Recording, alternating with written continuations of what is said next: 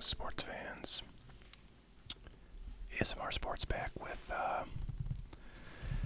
an overhead view video. It's been a while. I set up. I actually had a dedicated iPhone. I record all my videos on iPhones, and I had an older one that I don't use set up as an overhead camera, like kind of permanently. But I took that, started to use that for something else, and actually I stopped using it for that other purpose. But I haven't managed to get it back down here, so I just took the iPhone that I normally record with and put it up there. And that's probably fine because I don't really do a lot of overhead ones. But a while ago when I was doing daily videos, I did have a bunch of like kind of magazines like this that I wanted to go through, including the ones you'll see today. So I thought I would try to get these off the to-do list. So I've got two Chicago Cubs Vine Lines, official newspaper of the Chicago Cubs. I believe these were monthly publications. I'm guessing they probably still actually make these, as most Major League Baseball teams do.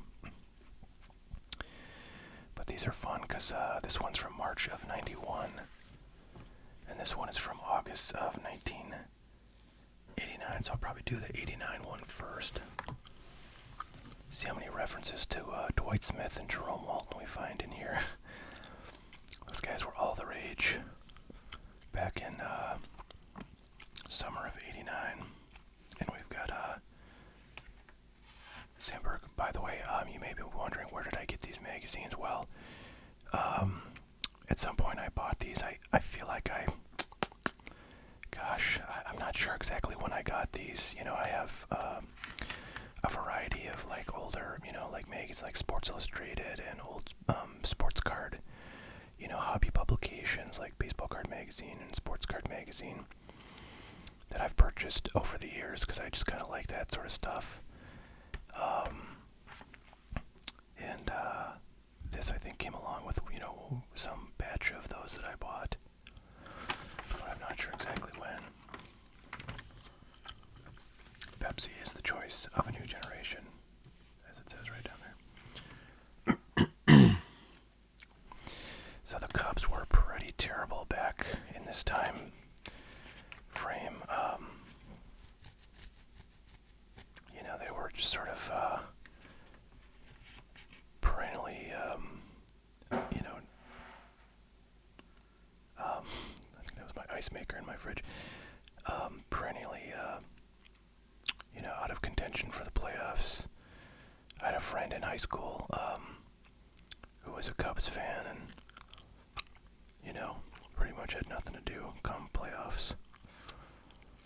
Sure enough, there's a story on Dwight Smith, a top flight rookie, it said.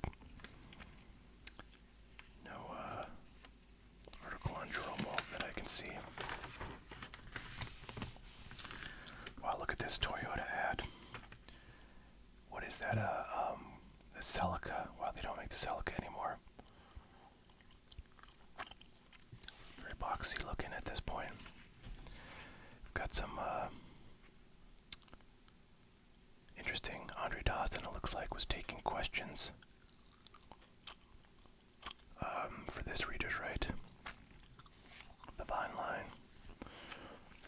So let's maybe read a couple of those.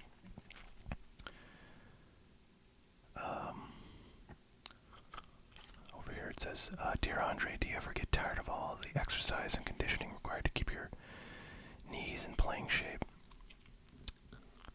Jim, not at all. I've always been big on hard work, and I feel that anything that's going to keep me in the ball game and keep me playing is worth my while. I place a lot of emphasis on training and conditioning. That's a big part of my game. Okay. I don't know, some of the other questions are kind of lame, so we're going to move on with our lives. Kind of crazy. Don Zimmer was the manager of the Cubs back then. And of course, you all may be more familiar with him from when he was the bench coach of the Yankees, and ended up getting pile drived by Pedro Martinez back in one of their playoff games with the Red Sox. There was like a bench clearing brawl. Here we have over here Rookie Watch. Cubs outfielders Dwight Smith and Jerome Walton remain contenders for the NL Rookie of the Year honors. Here's how the top 6 rookies in batting average compare through July 19th. Kind of funny because top 2 guys here. These, I guess, are the top rookies as of when this was. I think we said it's August, so pretty late in the season. Although this may have been, this is through July 19th, so kind of, I guess, halfway through the season.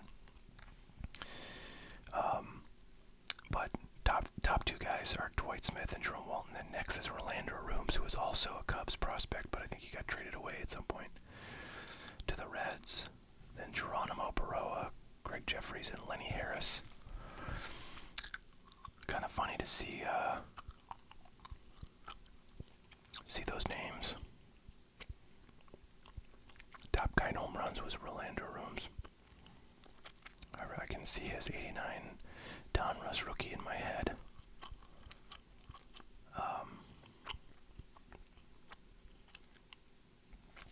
Singin' Smith on July 21st. Dwight Smith sang the national anthem at Wrigley Field. Wow, I didn't know Dwight Smith was a singer. Carmen Fanzone, the last Cubs player to perform the anthem at the friendly confines, played his trumpet June 18th, 1972. I kind of want to look up Dwight Smith singing the national anthem. Don't you guys? Maybe check YouTube and see if you can find it. That's pretty crazy. I never heard about that back then, but not surprising because, you think about back in 1989, if you were alive and or, old enough to follow baseball, you remember that, you really relied on the daily newspaper for any of your up-to-the-minute or up-to-the-day or week hobby or, baseball news. You didn't have YouTube, you didn't have, all the websites to cover everything in real time. And you didn't have access to nearly as many games just to watch. I remember, there was a few games, there's always a game on the weekends that they covered on, one of the major ABC or CBS or something. But other than that, I don't know, I don't think there was much on. I think they, the local teams probably played on cable stations, at the point where cable became a thing back in about the mid-80s. But I was a Yankees fan. I didn't want to watch the Twins unless they were playing the Yankees. So I barely ever saw, the Yankees play on TV when I was a kid. Trying to see what else they got here. Hertz ad. Interview with Zim. Pretty cool United Airlines ad there. Sorry you can't see quite all of the page there on the left side, but we'll get through. Here's a little article on Sandberg, who was a huge, really a fan favorite, for all of baseball, but especially if you were a Cubs fan, you loved that guy for sure. Here we have Cubs faithful cherish fantastic Wrigley Field. Okay. Here's a offer to buy a special commemorative pin. Okay. Wrigley Field scrapbook.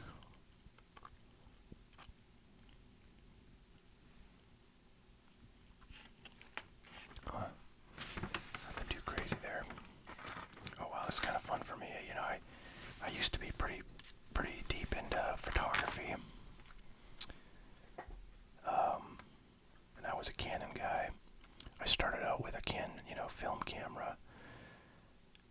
was that called? I can't remember what they labeled those things, but it was like a half decent camera, pretty pretty crappy by today's standards, but um, that was my first SLR camera, and then I owned a series of DSLRs over the years, but eventually sold it all off. Sometimes I'm tempted to get back in, but not that seriously.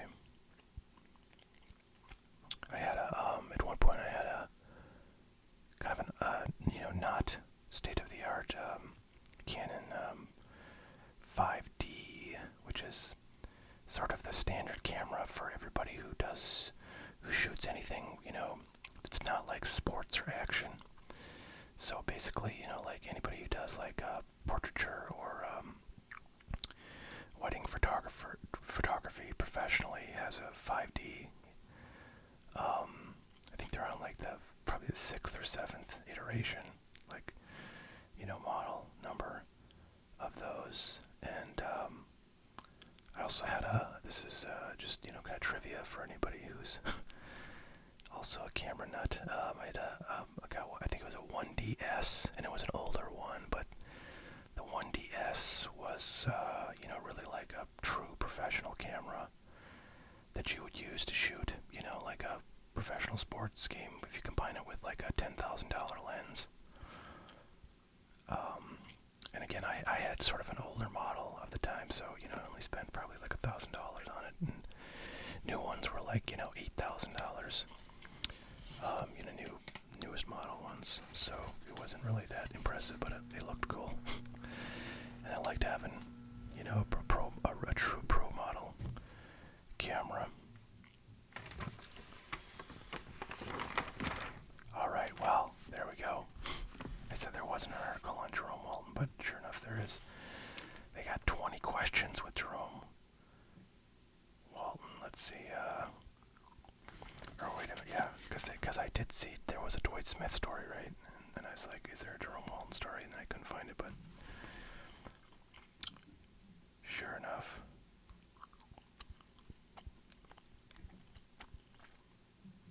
If I could change one thing, I would hit more home runs and provide a little more power. I think that will come in the next few years. Let's see, I knew I was going to make it. During my second year in college, I started to improve. I started to come into my own and improve my fundamentals.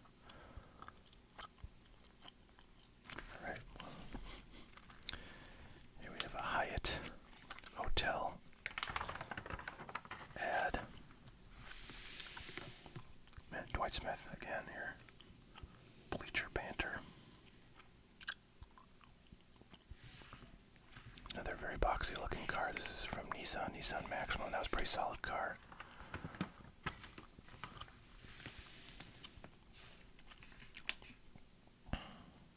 Sports bar at Marriott has an ad. I'm trying to like not have my shadow in here, but I gotta be able to reach the mic.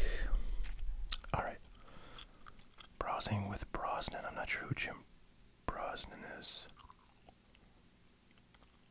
but he's got a little article, a little piece right there. Baseball lives, Mike Bryan. I don't know if that's lives or lives.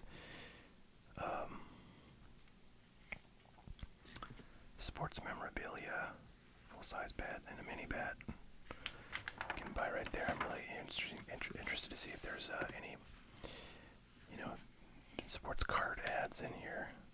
I don't think there'll be any manufacturer ads, but there might be somebody selling, like, I don't know, Cubs team sets or something. Labeled Dwight Smith, a top flight rookie here.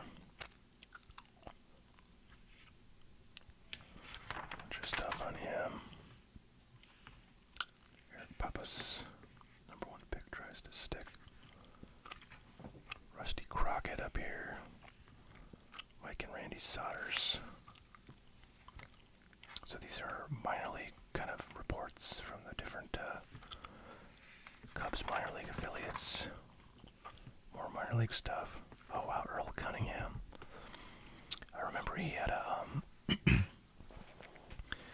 draft pick card in 1990 Topps.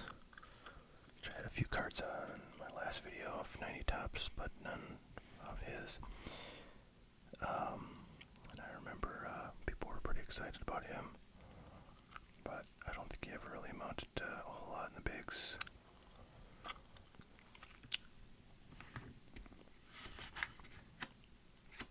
Ty Griffin, I remember as well. So let's go. We've got stats of all their minor league teams. See if there's anybody who's kind of noteworthy. I don't know, not that I see. I'm just sort of glancing here at the names, but I don't see anybody. And while we're at the end here, President here, Bill White, has a article in the True Value store with Rick Sutcliffe, probably the most prominent Cubs pitcher. Alright, Cub fan blood, man, there he is, Harry Carey, the man, the myth, the legend. Famed longtime announcer of the Cubs that we all like to enjoy the impression of him by, what's his name from Saturday Night Live? Will Ferrell. Alright, here we go. Now we're going to skip ahead 2 years to March of 91, a little less than 2 years actually, because that 89 was from August. So this would be, basically spring training, preseason of 91. See what they've got to say about the coming season. I was going to say, I wonder, I didn't see any reference to Greg Maddux in that 89. And he was certainly on the team at that point. He was a rookie in 86 or 87. And here he is, right on the table of contents here, so we'll see what they've got to say about him. I can't remember when he got traded to the Braves, but I feel like he was only on the Cubs for a few years. It wasn't that long, if I recall. Alright, there's an ad for the Vine. Mark Grace, also didn't see any reference to Mark Grace in the 89. I wasn't looking too carefully, but I would think we would have heard more about him. I think they're probably not talking about Dwight Smith and Jerome Walton anymore at this point, but we'll see. I think those guys were still on the team, but yeah, Damon Berryhill was a big rookie. At some point, like 90 or something like that.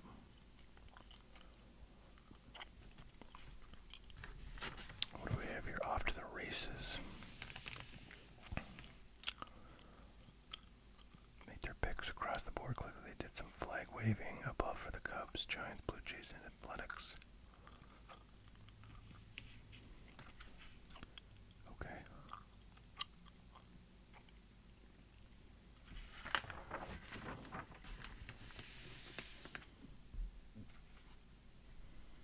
Well, there's Jerome Walton. So still, is that Frank Viola? Yeah. With the Mets. So they're doing a little profile of each team in the NL East.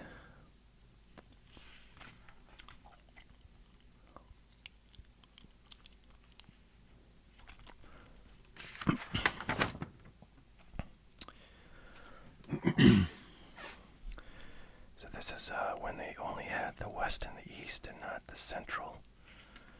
I can't remember when that happened. I feel like that might have been around like 94, 95, because I think that's when there was the expansion, the first expansion teams, the Rockies and who was the other one? I forget. I don't think it was the Marlins. I feel like they anyways, yeah, so only 2 divisions here in each league. So you get the Cubs, who are clearly central, playing in the East. Thick Pen, Brett Saberhagen is kind of fun because you can see more than just Cubs here. Cecil Fielder, pretty huge phenomenon back then. 51 home runs in 1990. Crazy. Let's see what they have to say about the Yankees. A healthy Don Mattingly and their center fielder, their strengths. Who was in center field? Gotta be Ricky Henderson, right? Back in, what's his, 91, yeah.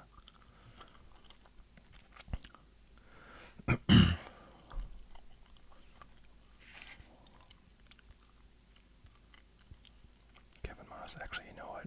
When was, Henderson, was he back with the A's?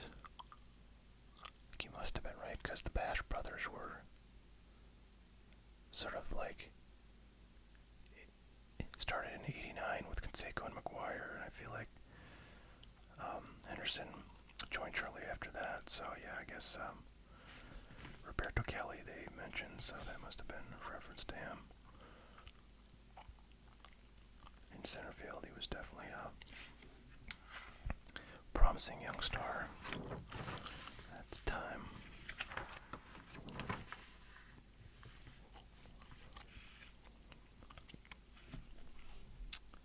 Jamie Moyer, at the beginning of a very, very long career, guy pitched for, I swear, like 20 years. It was pretty dang good through vast majority of that. But he started out with the Cubs, I think. Alright, more old car ads. There's Greg Maddux.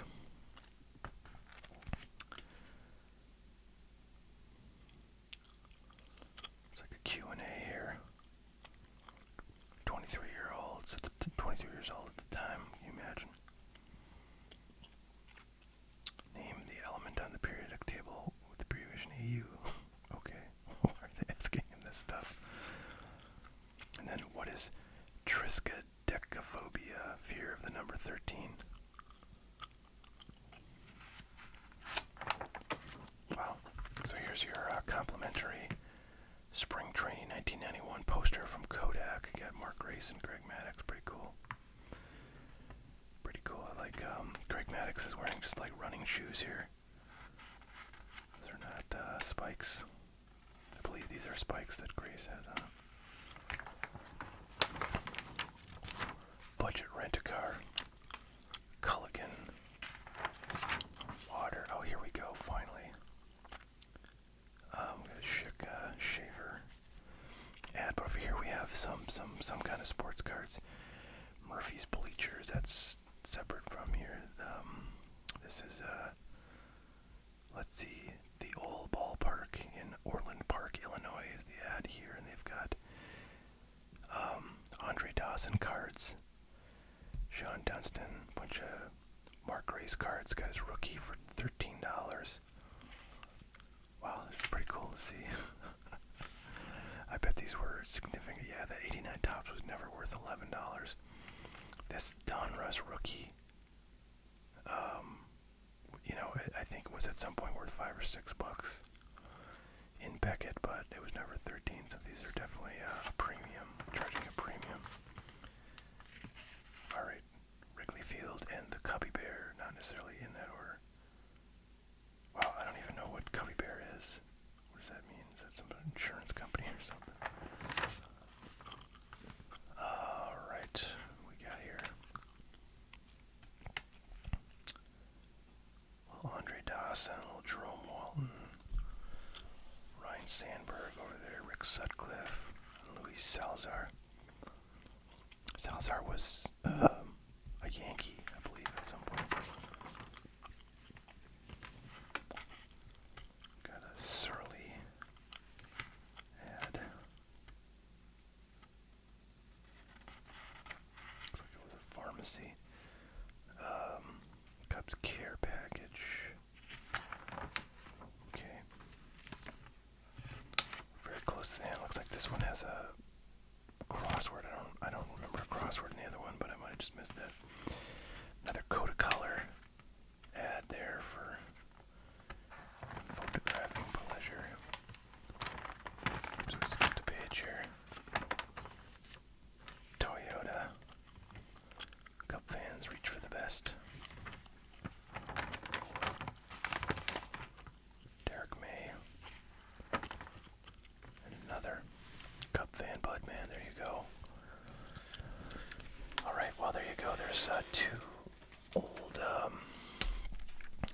magazines. By the way, I feel like I did a Cubs magazine back a long time ago. Sorry for my throat. I don't know what's going on here, but so apologies if I've done one of these before, but I'm sure you've probably forgotten everything I said in that because I've forgotten whether I even did it.